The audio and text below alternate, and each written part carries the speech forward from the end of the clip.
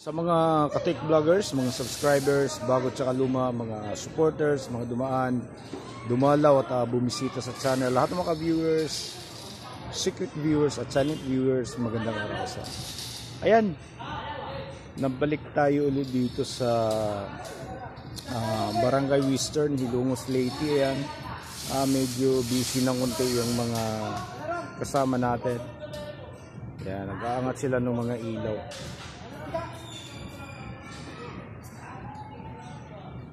Ito, inabutan kami ng hapon kasi umaga na kami nag-umpisa.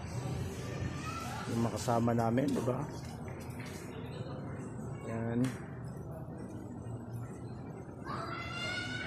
So, iniwanan na kami ng ano namin. Iniwanan na kami ng lightman namin. Hindi na sumipot. So, hinihintay na lang namin dito yung mga DJ, no?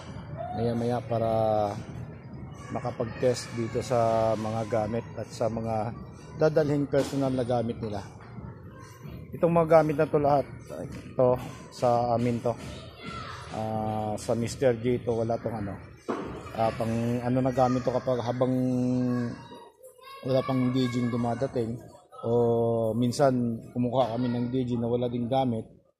So meron kaming naka-prepare na. Ayan siya. So nakita nyo na to sa mga nakaraang video natin, siguro isang taon.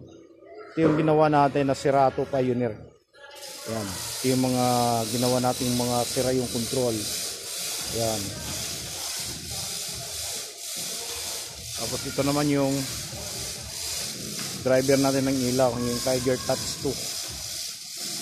Ayan siya.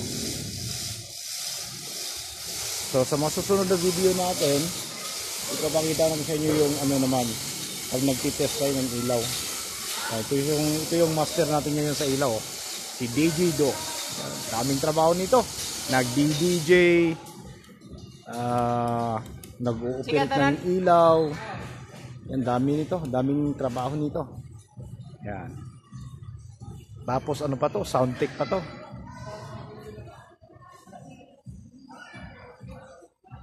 Okay, so hanggang dito na lang siguro muna tayo, no? So abangan nyo na lang yung mga susunod na video natin. So maraming salamat, God bless at bye-bye.